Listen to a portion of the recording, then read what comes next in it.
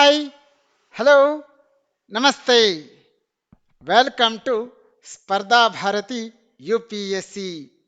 ಇದು ಬೆಂಗಳೂರಿನ ಕಾಮಾಕ್ಷಿ ಪಾಳ್ಯದಲ್ಲಿರುವ ಜ್ಞಾನ ಭಾರತಿ ಸ್ಪರ್ಧಾತ್ಮಕ ಪರೀಕ್ಷಾ ತರಬೇತಿ ಕೇಂದ್ರದ ಪ್ರಸ್ತುತಿ.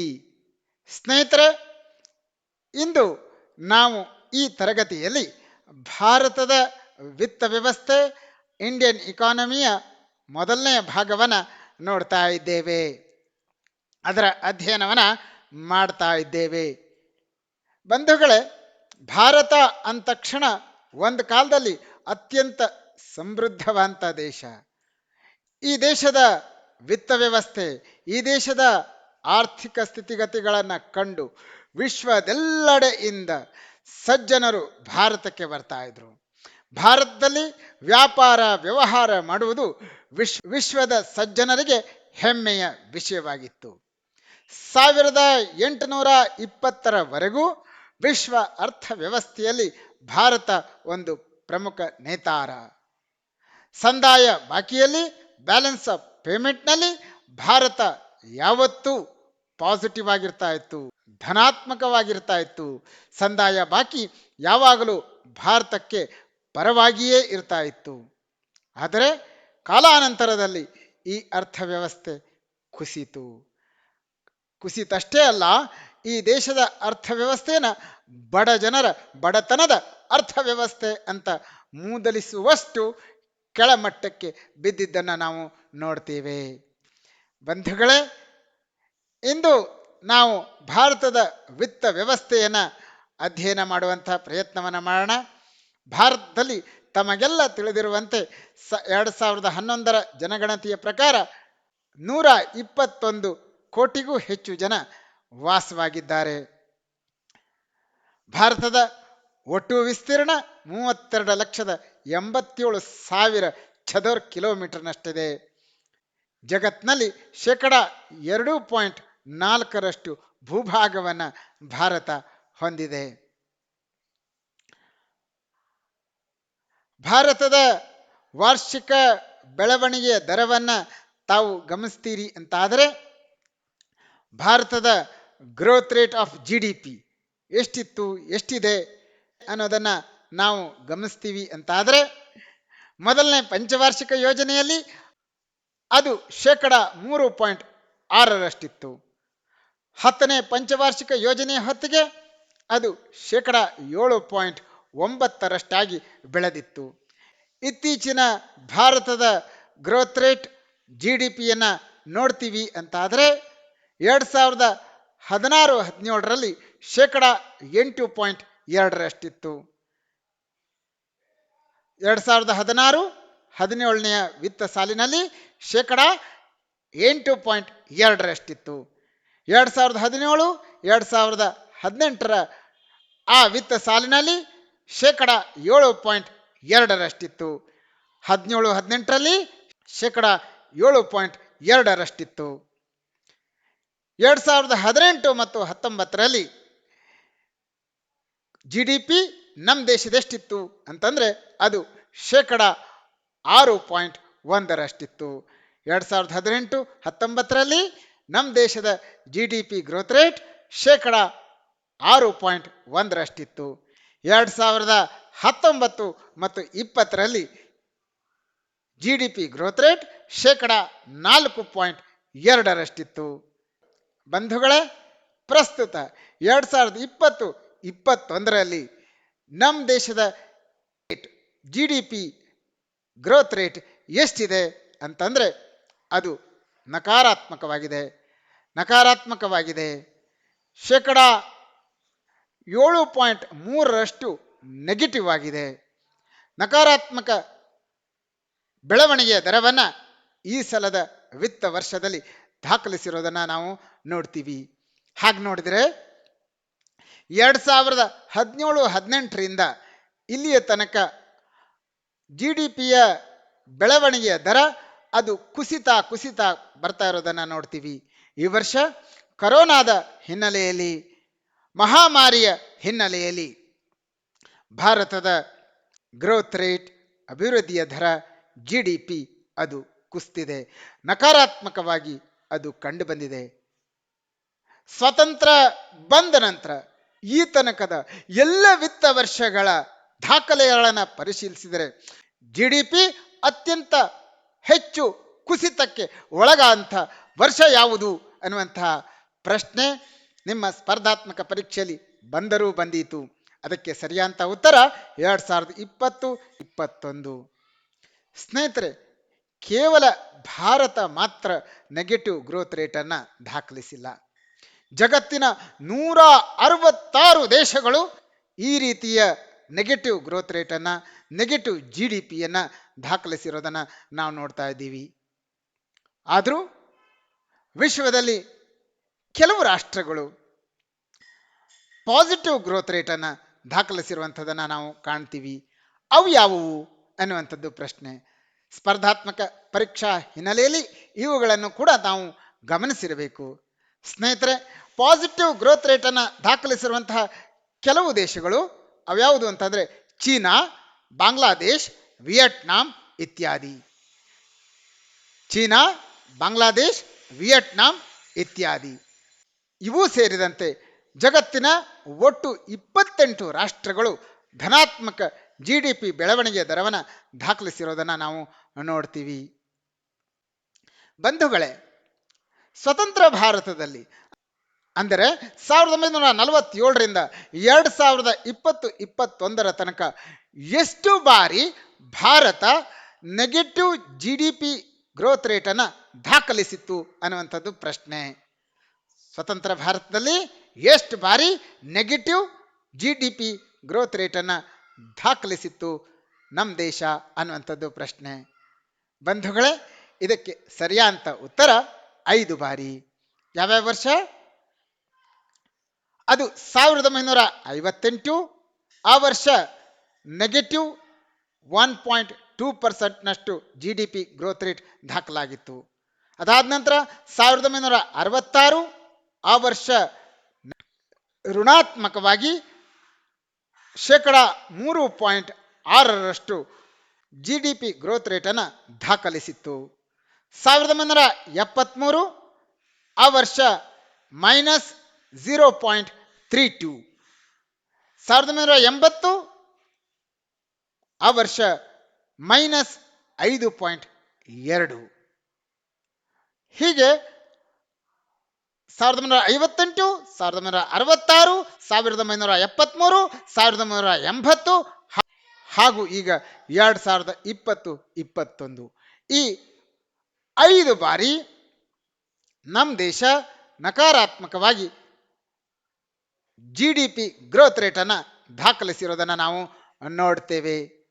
ಬಂಧುಗಳೇ, ಸ್ಪರ್ಧಾತ್ಮಕ ಪರೀಕ್ಷಾ ದೃಷ್ಟಿಯಿಂದ ಈ ಮಾಹಿತಿ ತುಂಬ ಮಹತ್ವದ್ದು, ತಾವೆಲ್ಲ ನೆನ್ಪಿಟ್ಕೊಳ್ತೀರಿ ಅಂತ ಅಂದ್ಕೊಳ್ತೀನಿ. ಸ್ನೇಹಿತರೆ, ಸಾಮಾನ್ಯವಾಗಿ ಒಂದು ದೇಶದ GDP ಅಥವಾ ಬೆಳವಣಿಗೆಯ ದರ 4 ಪ್ರಮುಖ ಆಧಾರ ಸ್ತಂಭಗಳ ಮೇಲೆ ನಿಂತಿರ್ತವೆ. ಅವ್ಯಾವ್ಯಾವುದು? 1, ಗ್ರಾಹಕರ ಕನ್ಸಂಪ್ಷನ್, ಗ್ರಾಹಕರ ಅನುಭೋಗ. 2, corporate spending. 2, corporate spending. Corporate ವಲಯದಲ್ಲಿ ಯಾವ ತರಹದಲ್ಲಿ, ಯಾವ ರೀತಿಯಲ್ಲಿ, ಯಾವ ಪ್ರಮಾಣದಲ್ಲಿ ಹೂಡಿಕೆ ಆಗಿದೆ ಅನ್ನುವಂಥದ್ದರ ಆಧಾರದ ಮೇಲೆ ಈ GDPಯ ಬೆಳವಣಿಗೆ ನಿಂತಿದೆ. 3ನೇದು ಸರ್ಕಾರದ ಸ್ಪೆಂಡಿಂಗ್. ಕೇಂದ್ರ ಮತ್ತು ರಾಜ್ಯ ಸರ್ಕಾರಗಳು ಅಭಿವೃದ್ಧಿಗಾಗಿ ಯಾವ ರೀತಿ ತಮ್ಮ ಹೂಡಿಕೆಯನ್ನು ಮಾಡ್ತವೆ, ಯಾವ ಪ್ರಮಾಣದಲ್ಲಿ ಹೂಡಿಕೆಯನ್ನು ಮಾಡ್ತವೆ ಅನ್ನೋದರ ಮೇಲೆ ಆ ವರ್ಷದ GDP ಗ್ರೋತ್ ರೇಟ್ ನಿಂತ್ಕೊಂಡಿದೆ. 4ನೇದಾಗಿ ನೆಟ್ ಎಕ್ಸ್ಪೋರ್ಟ್. ನೆಟ್ ಎಕ್ಸ್ಪೋರ್ಟ್ ದೇಶದ ಒಟ್ಟು ರಫ್ತು ಹಾಗೂ ಒಟ್ಟು ಆಮದು ಇವೆರಡರ ನಡುವಿನ ವ್ಯತ್ಯಾಸ ಇದೆಯಲ್ಲ, ಅದು ನಮ್ಮ ದೇಶದ ಪರವಾಗಿದ್ದಾಗ ರಫ್ತುವಿನ ಮೌಲ್ಯ ಹೆಚ್ಚಾಗಿದ್ದು ಆಮದುವಿನ ಮೌಲ್ಯ ಕಡಿಮೆ ಇದ್ದಾಗ ದೇಶದ GDP ಸಹಜವಾಗಿಯೇ ಮೇಲಕ್ಕೆದ್ದೇ ಇರುತ್ತೆ. ದೇಶದ GDP ಸಹಜವಾಗಿ ಮೇಲಕ್ಕೆ ಎದ್ದಿರುತ್ತೆ. ಸ್ನೇಹಿತರೆ, ಈ ವರ್ಷ ನಮಗೆಲ್ಲ ತಿಳಿದಿರುವಂತೆ ನೆಗೆಟಿವ್ ಅಥವಾ ಋಣಾತ್ಮಕವಾದಂತಹ ಬೆಳವಣಿಗೆಯ ದರವನ್ನು GDPಯನ್ನು ದಾಖಲಿಸಿರೋದನ್ನು ನೋಡ್ತೀವಿ. ಈ ಮಧ್ಯೆ ಇತ್ತೀಚೆಗೆ ಇಂಟರ್ನ್ಯಾಷನಲ್ ಮಾನಿಟರಿ ಫಂಡ್ IMF ಬಿಡುಗಡೆ ಮಾಡಿರುವ ವರ್ಲ್ಡ್ ಎಕನಾಮಿಕ್ ಔಟ್ಲುಕ್ ರಿಪೋರ್ಟ್ನಲ್ಲಿ ಈ ವರ್ಷ ಅಂದರೆ 2021-22ರಲ್ಲಿ ಭಾರತದ GDP ಶೇಕಡ 9.5 ಇರಲಿದೆ ಎಂದು ದಾಖಲೆ ಸಹಿತ ವರದಿ ಮಾಡಿದೆ. ಹಾಗೆ ನೋಡಿದರೆ ಕೋವಿಡ್ 2ನೇ ಅಲೆ ಬರೋಕ್ಕಿಂತ ಮೊದಲು ಬಿಡುಗಡೆ ಮಾಡಿದಂಥ ಇದೇ ವರದಿಯಲ್ಲಿ ಭಾರತದ GDP ಈ ವರ್ಷ ಶೇಕಡ 12.5 ಇರಲಿದೆ ಅಂತ ವರದಿ ಮಾಡಿತ್ತು. ಭಾರತದ GDP ದರವನ್ನು ಶೇಕಡ 9.5 ಇರಲಿದೆ ಎಂದು ತನ್ನ ವರದಿಯಲ್ಲಿ ತಿಳಿಸಿರೋದನ್ನು ನಾವು ನೋಡ್ತೀವಿ. ಇದೊಂದು ನಮ್ಮ ದೇಶದ ವಿತ್ತ ವ್ಯವಸ್ಥೆಗೆ ಆಶಾದಾಯಕ ಬೆಳವಣಿಗೆ ಅಂತಂದರೆ ತಪ್ಪಾಗಲಿಕ್ಕಿಲ್ಲ. ಬಂಧುಗಳೇ, ನಮಗೆಲ್ಲ ಗೊತ್ತಿರುವಂತೆ IMF ಅದು 1944ರಲ್ಲಿ ಆರಂಭ ಆಗುತ್ತೆ. ಇದರ ಒಟ್ಟು ಸದಸ್ಯರ ಸಂಖ್ಯೆ 190. ಕೊಸಾವೋ ದೇಶ ಸೇರಿದಂತೆ ಒಟ್ಟು 190 ದೇಶಗಳು IMFನ ಸದಸ್ಯರಾಗಿದ್ದಾರೆ. IMFನ ಚೀಫ್ ಎಕನಾಮಿಸ್ಟ್ ಯಾರು ಅಂತಂದರೆ ಯಾರು ಸ್ನೇಹಿತರೆ? ಇದಕ್ಕೆ ಸರಿಯಾದ ಉತ್ತರ ಗೀತಾ ಗೋಪಿನಾಥ್. ಅವರು ನಮ್ಮ ಕರ್ನಾಟಕದವರು ಅನ್ನೋದು ವಿಶೇಷ. ಸಾಮಾನ್ಯವಾಗಿ IMF ವರ್ಲ್ಡ್ ಎಕನಾಮಿಕ್ ಔಟ್ಲುಕ್ ರಿಪೋರ್ಟನ್ನು ವರ್ಷದಲ್ಲಿ 2 ಬಾರಿ ಬಿಡುಗಡೆ ಮಾಡುತ್ತೆ.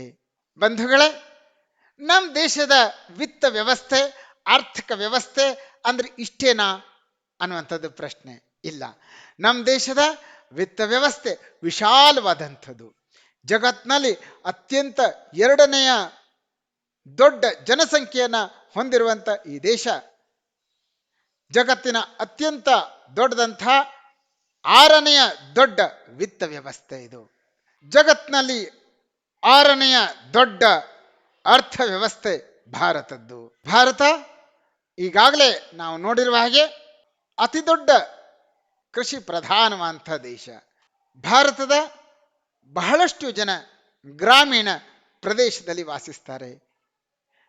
ಗ್ರಾಮೀಣ ಪ್ರದೇಶದಲ್ಲಿ ವಾಸಿಸುವಂತಹ ಜನಸಂಖ್ಯೆಯನ್ನು ನಾವು ಲೆಕ್ಕಕ್ಕೆ ತೆಗೆದುಕೊಳ್ತೀರಿ ಅಂತ ಆದರೆ ಶೇಕಡ 70ರಷ್ಟು ಜನ ಕೃಷಿಯನ್ನು ಮಾಡ್ತಾ ಇರೋದನ್ನು ನೋಡ್ತೀವಿ, ಅಥವಾ ಕೃಷಿಯನ್ನೇ ಅವಲಂಬಿಸಿರೋದನ್ನು ನಾವು ನೋಡ್ತೀವಿ. ದೇಶದ ಒಟ್ಟು ಭೂಮಿಯಲ್ಲಿ ಶೇಕಡ 21.6ರಷ್ಟು ಭೂಭಾಗ ಹಸಿರಿನಿಂದ ತುಂಬಿದೆ. ಕೃಷಿ ಕ್ಷೇತ್ರಕ್ಕೆ ಒಳಗಾದಂಥ ಭೂಮಿ ಎಷ್ಟು ಅಂತಂದರೆ ಭಾರತದಲ್ಲಿ ಕೃಷಿ ಕ್ಷೇತ್ರಕ್ಕೆ ಒಳಗಾದಂಥ ಭೂಮಿ ಎಷ್ಟು ಅಂತಂದರೆ ಅದು 181.88 ಮಿಲಿಯನ್ ಹೆಕ್ಟೇರ್ನಷ್ಟಿದೆ. ಉತ್ತಿ ಬಿತ್ತಿ ಬೆಳೆಯುವಂತಹ ಕಲ್ಟಿವೇಬಲ್ ಲ್ಯಾಂಡ್ ಎಷ್ಟಿದೆ ಅಂತಂದರೆ 155.2 ಮಿಲಿಯನ್ ಹೆಕ್ಟೇರ್ಗಳಷ್ಟಿದೆ. ಸ್ನೇಹಿತರೆ, ಭಾರತದ ಒಟ್ಟು ರೈತರಲ್ಲಿ ಶೇಕಡ 82ರಷ್ಟು ರೈತರು ಸಣ್ಣ ರೈತರಾಗಿದ್ದಾರೆ. ನಮ್ಮ ದೇಶದ ಒಟ್ಟು ವರ್ಕ್ ಫೋರ್ಸ್ನಲ್ಲಿ ಶೇಕಡ 49ರಷ್ಟು ಭಾಗ ಕೃಷಿಯನ್ನೇ ಅವಲಂಬಿಸಿರೋದನ್ನು ನೋಡ್ತೀವಿ.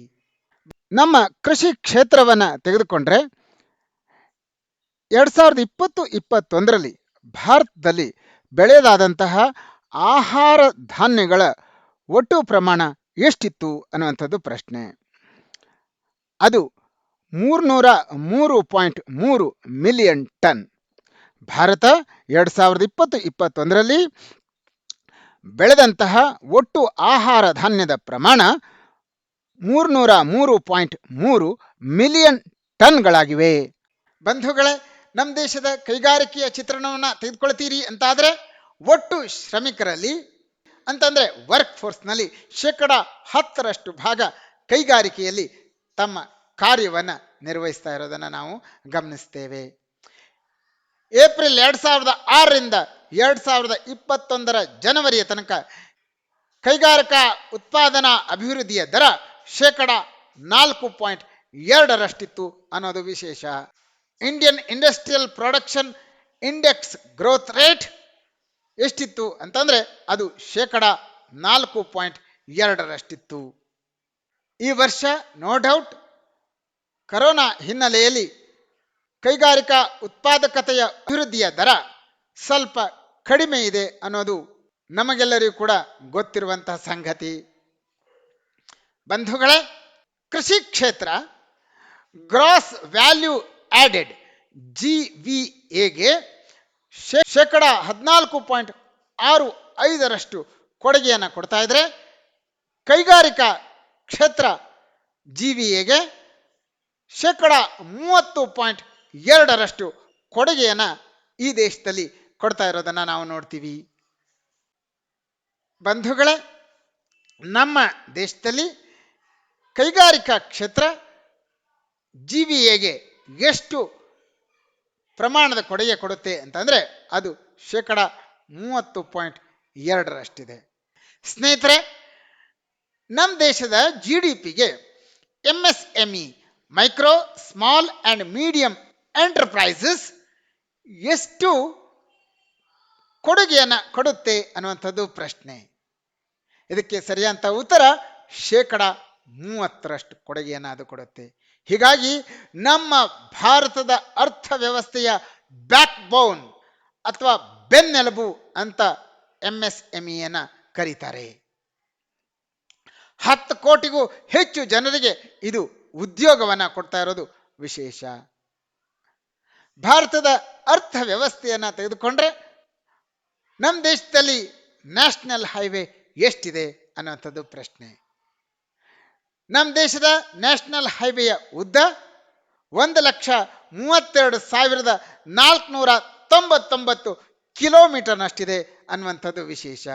ಭಾರತದ ರಾಷ್ಟ್ರೀಯ ಹೆದ್ದಾರಿಯ ಉದ್ದ 1,32,499 ಕಿಲೋಮೀಟರ್ ಉದ್ದ ಇದೆ ಅನ್ನೋದು ವಿಶೇಷ. ರಾಜ್ಯ ಹೈವೇ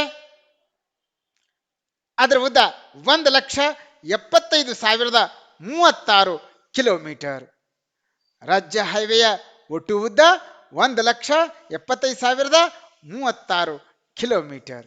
ಈ ದೇಶದಲ್ಲಿ 13 ಮೇಜರ್ ಪೋರ್ಟ್ ಅಥವಾ ಮೇಜರ್ ಬಂದರುಗಳಿದ್ರೆ 200ಕ್ಕೂ ಹೆಚ್ಚು ನಾನ್ ಮೇಜರ್ ಪೋರ್ಟ್ ಅಥವಾ ಬಂದರುಗಳನ್ನು ಈ ದೇಶದಲ್ಲಿ ಕಾಣ್ತೀವಿ. ಸ್ನೇಹಿತರೆ, ಭಾರತದ ವಿದೇಶಿ ವಿನಿಮಯ ಸಂಗ್ರಹ ಎಷ್ಟಿದೆ ಅನ್ನುವಂಥದ್ದು ಪ್ರಶ್ನೆ. ಟೋಟಲ್ ಫಾರಿನ್ ಎಕ್ಸ್ಚೇಂಜ್ ರಿಸರ್ವ್ ಎಷ್ಟಿದೆ ಅನ್ನುವಂಥದ್ದು ಪ್ರಶ್ನೆ. ಕಳೆದ ಜೂನ್ 24, 2021ರಲ್ಲಿ ಬಿಡುಗಡೆಯಾದಂಥ ಭಾರತ ಸರ್ಕಾರದ ದಾಖಲೆಯನ್ನು ಉಲ್ಲೇಖಿಸಿ ಹೇಳೋದಾದರೆ ಅದು 608.9 ಬಿಲಿಯನ್ ಡಾಲರ್ಗಳಷ್ಟಿದೆ. ಭಾರತದ ವಿದೇಶಿ ವಿನಿಮಯ ಸಂಗ್ರಹ ಎಷ್ಟಿದೆ? 608.99 ಬಿಲಿಯನ್ ಡಾಲರ್ನಷ್ಟು ಇರೋದನ್ನು ನಾವು ನೋಡ್ತೇವೆ. ಸ್ನೇಹಿತರೆ, ಭಾರತದ ಕೃಷಿ ಕ್ಷೇತ್ರವನ್ನು ನಾವು ತೆಗೆದುಕೊಳ್ತೀವಿ, ಅದನ್ನೊಮ್ಮೆ ಅವಲೋಕನ ಮಾಡ್ತೀವಿ ಅಂತಾದರೆ ಭಾರತದಲ್ಲಿ ಈಗಾಗಲೇ ನಾನು ಹೇಳಿದ ಹಾಗೆ ಗ್ರಾಮೀಣ ಭಾರತದ ಶೇಕಡ 70ರಷ್ಟು ಭಾಗ ಕೃಷಿಯನ್ನು ಅವಲಂಬಿಸಿದ್ದಾರೆ. ಭಾರತದ ಒಟ್ಟು ಕೃಷಿಕರಲ್ಲಿ ಶೇಕಡ 82ರಷ್ಟು ಜನ ಸಣ್ಣ ರೈತರಾಗಿದ್ದಾರೆ. ಭಾರತದ ಒಟ್ಟು ಕೃಷಿ ಭೂಮಿಯನ್ನು ನೀವು ಗಣನೆಗೆ ತೆಗೆದುಕೊಳ್ತೀರಿ ಅಂತಾದರೆ ಶೇಕಡ 53ರಷ್ಟು ಭಾಗ ನೀರಿನ ಒತ್ತಡಕ್ಕೆ ಒಳಗಾಗಿದೆ. ವಾಟರ್ ಸ್ಟ್ರೆಸ್ಡ್ ಲ್ಯಾಂಡ್ ಎಷ್ಟಿದೆ ಭಾರತದಲ್ಲಿ ಅಂತಂದರೆ ಅದು ಶೇಕಡ 53ರಷ್ಟು ಭಾಗ ಇದೆ. ಅಂತಂದರೆ ಯಾವ ರೈತರು ತಮ್ಮ ಕೃಷಿಯ ಉದ್ದೇಶಕ್ಕೆ ಕೇವಲ ಮಳೆಯ ನೀರನ್ನು ಮಾತ್ರ ಅವಲಂಬಿಸಿದ್ದಾರೋ ಅಂತಹ ರೈತರನ್ನು ನಾವು ನೀರಿನ ಒತ್ತಡಕ್ಕೆ ಒಳಗಾದ ರೈತ ಅಂತ ಕರಿತೀವಿ. ರಾಜಸ್ಥಾನದಲ್ಲಿ ಅತ್ಯಂತ ಹೆಚ್ಚು ಒಣಭೂಮಿ ಅಥವಾ ಮರುಭೂಮಿ ಇದ್ದರೆ ನಮ್ಮ ಕರ್ನಾಟಕ ದೇಶದಲ್ಲಿ ಅತ್ಯಂತ ಹೆಚ್ಚು ಒಣಭೂಮಿಯನ್ನು ಹೊಂದಿರುವಂತಹ 2ನೇ ದೊಡ್ಡ ರಾಜ್ಯ ಅನ್ನುವಂಥದ್ದು ನಮಗೆಲ್ಲ ಗೊತ್ತಿರಬೇಕಾಗಿರುವಂತಹ ಸಂಗತಿ. ಸ್ನೇಹಿತರೆ, ಭಾರತವನ್ನು ತೆಗೆದುಕೊಳ್ತೀರಿ ಅಂತ ಆದರೆ ಭಾರತದಲ್ಲಿ ಅನೇಕ ವೈಶಿಷ್ಟ್ಯಗಳಿವೆ. ಉದಾಹರಣೆಗೆ, ಜಗತ್ತಿನಲ್ಲಿ ಅತಿ ಹೆಚ್ಚು ಹಣ್ಣು ಮತ್ತು ತರಕಾರಿಯನ್ನು ಉತ್ಪಾದಿಸುವಂಥ ದೇಶ ಭಾರತ. ಭಾರತದ ಒಟ್ಟು ಕೃಷಿ ಕ್ಷೇತ್ರದಲ್ಲಿ 10% ಭಾಗ ಹಣ್ಣು ಮತ್ತು ತರಕಾರಿಯನ್ನು ಬೆಳೀತಾ ಇದ್ದೇವೆ. ಭಾರತದ ಒಟ್ಟು ಕೃಷಿ ಕ್ಷೇತ್ರದಲ್ಲಿ ಎಷ್ಟು ಭಾಗ ಹಣ್ಣು ಮತ್ತು ತರಕಾರಿಯನ್ನು ಬೆಳೀತಾ ಇದ್ದೇವೆ? ಅದಕ್ಕೆ ಸರಿಯಾದ ಉತ್ತರ 10% ಕೃಷಿ ಕ್ಷೇತ್ರದಲ್ಲಿ ಹಣ್ಣು ಮತ್ತು ತರಕಾರಿಯನ್ನು ಬೆಳೀತಾ ಇದ್ದೇವೆ. ಬಂಧುಗಳೇ, ಭಾರತದ ಪ್ರಸ್ತುತ ಜನಸಂಖ್ಯೆಯ ವೃದ್ಧಿಯನ್ನು ಗಮನಿಸಿದರೆ ಪ್ರತಿ ವರ್ಷ 5% ಹಣ್ಣು ಮತ್ತು ತರಕಾರಿಗಳನ್ನು ಬೆಳೆಯುವ ಪ್ರಯತ್ನ ಆಗಲೇಬೇಕಾಗಿದೆ. ಅದರತ್ತ ನಾವು ಗಮನ ಹರಿಸಲೇಬೇಕಾಗಿದೆ. ಪ್ರಸ್ತುತ 320 ಮಿಲಿಯನ್ ಟನ್ ತೋಟಗಾರಿಕೆಯ ಬೆಳೆಯನ್ನು ಭಾರತದಲ್ಲಿ ಬೆಳೀತಾ ಇದ್ದೇವೆ.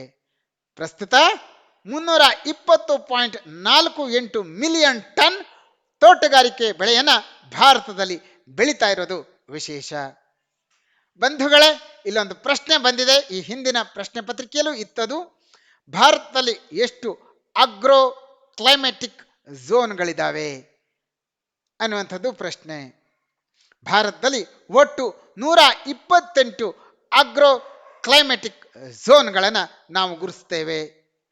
ಬಂಧುಗಳೇ, ಕೆಲವು ಪ್ರಮುಖ ಬೆಳೆಗಳು ಹಾಗೂ ಅತಿ ಹೆಚ್ಚು ಪ್ರಮಾಣದಲ್ಲಿ ಬೆಳೆಯುವ ರಾಜ್ಯ, ಅವುಗಳನ್ನು ನೋಡುವಂತಹ ಪ್ರಯತ್ನ ಮಾಡೋಣ.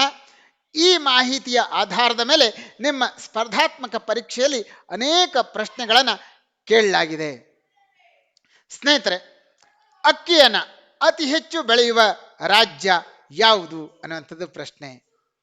ಇದಕ್ಕೆ ಸರಿಯಾದ ಉತ್ತರ ಪಶ್ಚಿಮ ಬಂಗಾಳ. ಅಕ್ಕಿಯನ್ನು ಬೆಳೆಯುವಲ್ಲಿ ಪ್ರಥಮ ಸ್ಥಾನದಲ್ಲಿದೆ ಪಶ್ಚಿಮ ಬಂಗಾಳ. ಹಾಗಾದರೆ ದ್ವಿತೀಯ ಸ್ಥಾನದಲ್ಲಿದೆ ಉತ್ತರ ಪ್ರದೇಶ. ಅಕ್ಕಿಯನ್ನು ಬೆಳೆಯುವಲ್ಲಿ ತೃತೀಯ ಸ್ಥಾನದಲ್ಲಿದೆ Punjab.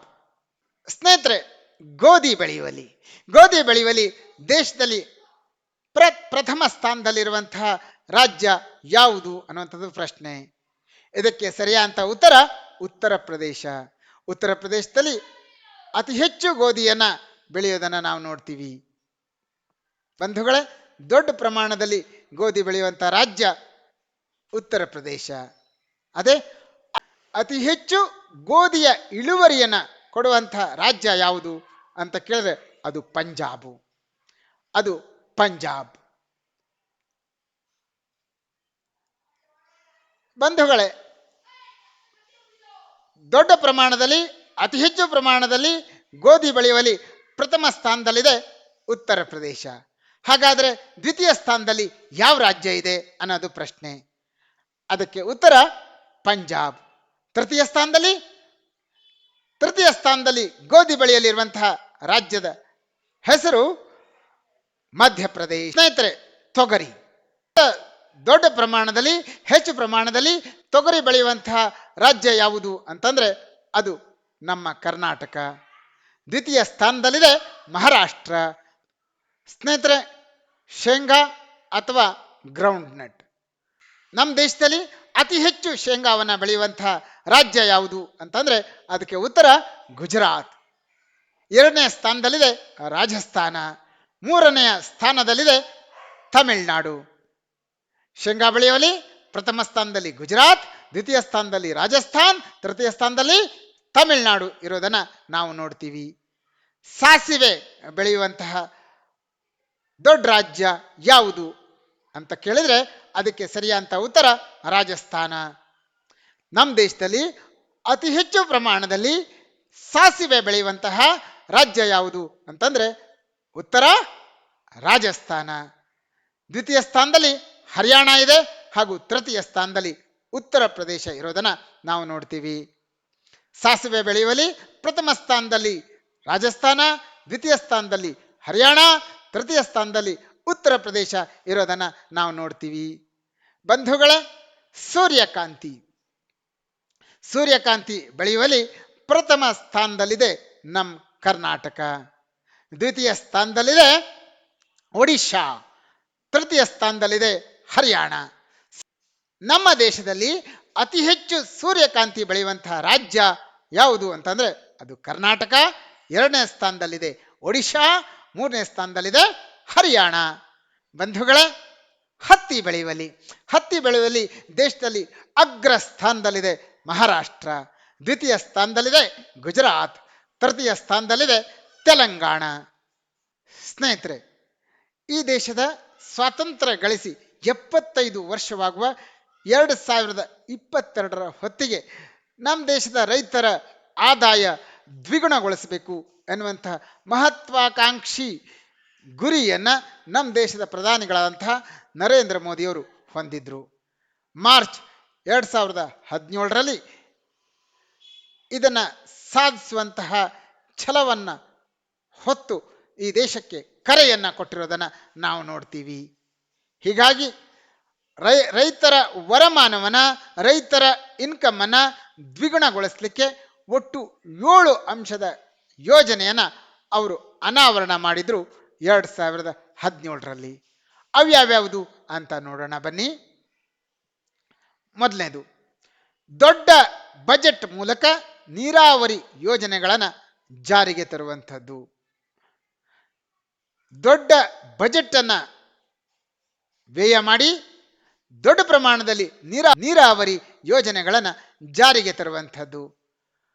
Per drop more crop ಎನ್ನುವಂಥ ಸ್ಲೋಗನ್ ಕೂಡ ಇದರ ಹಿನ್ನೆಲೆಯಲ್ಲಿ ಇತ್ತು.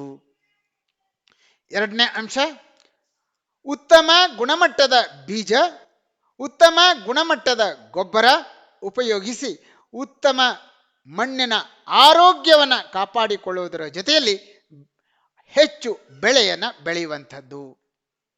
ಉತ್ತಮ ಗುಣಮಟ್ಟದ ಬೀಜ, ಉತ್ತಮ ಗುಣಮಟ್ಟದ ಗೊಬ್ಬರ ಉಪಯೋಗಿಸಿ ಮಣ್ಣಿನ ಆರೋಗ್ಯವನ್ನು ಕಾಯ್ದುಕೊಳ್ತಾ ಅತಿ ಹೆಚ್ಚು ಬೆಳೆಯನ್ನು ಉತ್ಪಾದಿಸುವಂಥದ್ದು. ಇನ್ನು ಸ್ನೇಹಿತರೆ, ಮೂರನೇ ಅಂಶ, ಬೆಳೆ ಬೆಳೆದ ಮೇಲೆ ಅದು ಹಾಳಾಗದಂತೆ, ಹಾನಿಯಾಗದಂತೆ ನೋಡಿಕೊಳ್ಳಿಕ್ಕಾಗಿ ಉತ್ತಮ ಗುಣಮಟ್ಟದ ವೇರ್ ಹೌಸ್ ಮತ್ತು ಕೋಲ್ಡ್ ಚೈನ್ಗಳ ನಿರ್ಮಾಣ. ಬಂಧುಗಳೇ, ನಾಲ್ಕನೇ ಅಂಶ, ಆಹಾರ ಸಂಸ್ಕರಣೆ, ಫುಡ್ ಪ್ರೊಸೆಸಿಂಗ್ ಮೂಲಕ ರೈತ ಬೆಳೆದಂತಹ ಬೆಳೆಗಳ ಮೌಲ್ಯವನ್ನು ಹೆಚ್ಚಿಸುವಂಥದ್ದು, ವೃದ್ಧಿ ಮಾಡುವಂಥದ್ದು.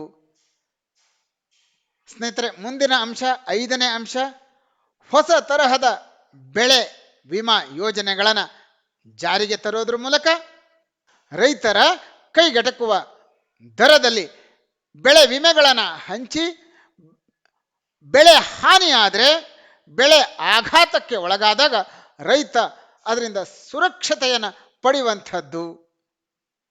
ಬಂಧುಗಳೇ, ಮುಂದಿನ ಅಂಶ, ಆರನೇ ಅಂಶ, ರಾಷ್ಟ್ರೀಯ ರೈತ ಮಾರುಕಟ್ಟೆಗಳ ನಿರ್ಮಾಣ. ಏಳನೇ ಅಂಶ, ಕೋಳಿ ಸಾಕಾಣಿಕೆ, ಮೀನುಗಾರಿಕೆ ಮೊದಲಾಂತ ಕೃಷಿ ಸಂಬಂಧಿ ಚಟುವಟಿಕೆಗಳನ್ನು ಮಾಡೋದ್ರ ಮೂಲಕ ರೈತರ ವರಮಾನವನ್ನು ದ್ವಿಗುಣಗೊಳಿಸಲಿಕ್ಕೆ ಪ್ರಯತ್ನಿಸುವಂಥದ್ದು. ಈ 7 ಅಂಶಗಳ ಆಧಾರದ ಮೇಲೆ ರೈತನ ಆದಾಯವನ್ನು 2 ಪಟ್ಟು ಅಥವಾ ದ್ವಿಗುಣಗೊಳಿಸುವಂತಹ ಗುರಿಯನ್ನು ಹೊಂದಲಾಗಿತ್ತು. ದುರ್ದೈವದಿಂದ ಕಳೆದ 1-2 ವರ್ಷಗಳಿಂದ ನಮ್ಮ ದೇಶಕ್ಕೆ ಅಷ್ಟೇ ಅಲ್ಲ, ವಿಶ್ವಕ್ಕೆ ಕರೋನಾ ಕೋವಿಡ್-19 ಮಹಾಮಾರಿ ಬಂದು ತಗಲಿರುವಂಥದ್ದು ಈ ಎಲ್ಲ ಅಂಶಗಳಿಗೆ ಒಂದು ತರಹದಲ್ಲಿ ತಡೆ ಒಡ್ಡಿದೆ ಅಂತ ಹೇಳಿದರೆ ತಪ್ಪಲ್ಲ. ಸ್ನೇಹಿತರೆ, ಯುನೈಟೆಡ್ ನೇಷನ್ನ ವಿಶ್ವಸಂಸ್ಥೆಯ ಫುಡ್ ಆ್ಯಂಡ್ ಅಗ್ರಿಕಲ್ಚರಲ್ ಆರ್ಗನೈಸೇಷನ್ ಇತ್ತೀಚೆಗೆ ಒಂದು ವರದಿಯನ್ನು ಬಿಡುಗಡೆ ಮಾಡಿದೆ. ಆ ವರದಿ ಹೆಸರು state of food security and nutrition in world. ಈ ವರದಿಯಲ್ಲಿರುವಂತಹ ಪ್ರಮುಖವಾದಂತಹ ಅಂಶಗಳು ಯಾವ್ಯಾವುದು ಅಂತ ನೋಡೋಣ. ಸಾಮಾನ್ಯವಾಗಿ ವಿಶ್ವದ ಬಹಳಷ್ಟು ಜನ ಹಸಿವೆಯಿಂದ ಬಳಲ್ತಾ ಇದ್ದಾರೆ. ಲೋ ಹಾಗೂ ಮಿಡ್ಲ್ ಇನ್ಕಮ್ ದೇಶಗಳಲ್ಲಿ ಜನರು ಹಸಿವೆಯಿಂದ ಹೆಚ್ಚೆಚ್ಚು ಪ್ರಮಾಣದಲ್ಲಿ ಬಳಲ್ತಾ ಇರೋದನ್ನ ನೋಡ್ತಾ ಇದ್ದೇವೆ. ವಿಶ್ವದ 8.9% ಜನರು ಅಂತಂದ್ರೆ 690 ಮಿಲಿಯನ್ ಜನರು ಹಸುವೆಯಿಂದ ಇಂದು ಬಳಲ್ತಾ ಇದ್ದಾರೆ. ವಿಶ್ವದಲ್ಲಿ ಅತಿ ಹೆಚ್ಚು ಹಸಿವು ಹಸಿವು ಅಂತ ಬಳಲ್ತಾ ಇರುವಂತಹ ಜನರ ಸಂಖ್ಯೆ ನೋಡ್ಲಿಕ್ಕೆ ಸಿಗುವಂಥದ್ದು ಏಷ್ಯಾದಲ್ಲಿ. ಒಟ್ಟು ಹಸಿವೆಯಿಂದ ಬಳಲ್ತಾ ಇರುವಂತಹ ಜನಸಂಖ್ಯೆಯಲ್ಲಿ ಅರ್ಧದಷ್ಟು ಜನ ಏಷ್ಯಾದಲ್ಲೇ ಇದ್ದಾರೆ. ಸುಮಾರು 418 ಮಿಲಿಯನ್ ಜನ ಏಷ್ಯಾದಲ್ಲಿ ಹಸಿವು ಹಸಿವು ಅಂತ ಬಳಲ್ತಾ ಇರೋದನ್ನ ಈ ವರದಿ ತನ್ನ ಅಂಕಿ ಸಂಖ್ಯೆಗಳ ಸಮೇತ ವರದಿ ಮಾಡಿರೋದನ್ನ ನಾವು ನೋಡ್ತೀವಿ. ಹಸಿವಿನಿಂದ ಬಳಲ್ತಾ ಇರುವಂತಹ ಅತಿ ಹೆಚ್ಚು ಜನಸಂಖ್ಯೆ ಇರುವಂತಹ ನಂತರದ ಖಂಡ ಅಂತಂದ್ರೆ ಅದು ಆಫ್ರಿಕಾ. ಆಫ್ರಿಕಾದಲ್ಲಿ 282 ಮಿಲಿಯನ್ ಜನ ಹಸಿವಿನಿಂದ ಬಳಲ್ತಾ ಇರೋದನ್ನ ನೋಡ್ತೀವಿ. ಬಂಧುಗಳೇ, ಭಾರತದಲ್ಲಿ 2018ರಿಂದ 2020 ಅವಧಿಯಲ್ಲಿ ಒಟ್ಟು ಜನಸಂಖ್ಯೆಯ 15.3% ಜನರು ಅಪೌಷ್ಟಿಕ ಆಹಾರವನ್ನು ಸೇವಿಸ್ತಾ ಇದ್ರು ಎನ್ನುವಂಥ ವರದಿಯನ್ನ ದಾಖಲೆ ಸಮೇತ ವರದಿ ಮಾಡೋದನ್ನು ನಾವು ನೋಡ್ತೀವಿ. ಬಂಧುಗಳೇ, ಇಷ್ಟೊತ್ತಿಗೆ ಭಾರತದಲ್ಲಿರುವಂತಹ ವಿತ್ತ ವ್ಯವಸ್ಥೆಯ ಕೆಲವೊಂದು ಅಂಶಗಳನ್ನು ಈ ಮೊದಲನೇ ಭಾಗದಲ್ಲಿ ತಾವು ನೋಡಿದ್ರಿ. ಅದರ ಅಧ್ಯಯನಕ್ಕೆ ನೀವು ಪ್ರಯತ್ನ ಪಟ್ರಿ. ಉಳಿದಂತಹ ಭಾಗಗಳನ್ನು ಭಾರತದ ಒಂದೊಂದೇ ವಿಭಾಗಗಳನ್ನು ಅಂತಂದರೆ ಕೈಗಾರಿಕೆ, ಸೇವಾ ಕ್ಷೇತ್ರ, ಟೂರಿಸಂ, ಹಣಕಾಸು ವಲಯ, ಹೀಗೆ ಪ್ರತಿಯೊಂದು ವಲಯದ ಬಗ್ಗೆಯೂ ಕೂಡ ಪ್ರತ್ಯೇಕವಾದಂಥ ಅಧ್ಯಾಯಗಳಲ್ಲಿ ಪ್ರತ್ಯೇಕವಾದಂಥ ತರಗತಿಗಳಲ್ಲಿ ನಾವು ಓದುವಂತಹ ಅಧ್ಯಯನ ಮಾಡುವಂತಹ ಅದರ ಬಗ್ಗೆ ಚಿಂತಿಸುವಂತಹ ಕಾರ್ಯಗಳನ್ನು ಮುಂದಿನ ದಿನಗಳಲ್ಲಿ ಮಾಡೋಣ ಅಂತ ಹೇಳ್ತಾ ಇವತ್ತಿನ ಈ ವಿಡಿಯೋಕ್ಕೆ ಅಲ್ಪ ವಿರಾಮವನ್ನು ಇಡ್ತಾ ಇದ್ದೇನೆ. ತಾವೆಲ್ಲ ಕೂಡ ಈ ವಿಡಿಯೋವನ್ನು ನೋಡಿದ್ದಕ್ಕೆ ಧನ್ಯವಾದಗಳು. ನಿಮಗೆ ಈ ಪ್ರಯತ್ನ ಮೆಚ್ಚುಗೆಯಾದರೆ ನಿಮ್ಮೊಂದು ಲೈಕ್ ಕೊಡಿ, ನಿಮ್ಮೆಲ್ಲ ಸ್ನೇಹಿತರಿಗೆ ಇದನ್ನು ಶೇರ್ ಮಾಡಿ. ನೀವು ಒಂದು ವೇಳೆ ನಮ್ಮ ಚಾನಲ್ಗೆ ಹೊಸಬರಾಗಿದ್ದರೆ ದಯಮಾಡಿ ಸಬ್ಸ್ಕ್ರೈಬ್ ಆಗಿ ಹಾಗೂ ಬೆಲ್ ಐಕನ್ ಒತ್ತೋದ್ರ ಮೂಲಕ ಆಲ್ ನೋಟಿಫಿಕೇಶನ್ಗೆ ಟಿಕ್ ಮಾಡಿ. ಧನ್ಯವಾದಗಳು. ನಮಸ್ತೆ. Thank you. ಬಾಯ್.